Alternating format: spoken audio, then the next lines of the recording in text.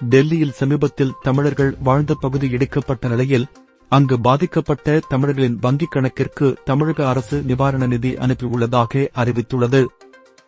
டெல்லி மேம்பாட்டு ஆணையத்தின் அறிவிப்பின்படி அரசு நிலத்தை ஆக்கிரமித்து கட்டப்பட்ட வீடுகள் புல்டோசர்கள் கொண்டு இடிக்கப்பட்டன.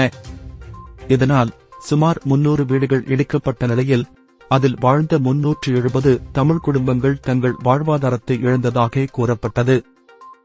இந்த நேரத்தில் அந்த தமிழர்களுக்காக 50 லட்சம் ரூபாய் நிதி ஒதுக்கீடு செய்ய தமிழக முதல்வர் ஸ்டாலின் உத்தரவிட்டார்.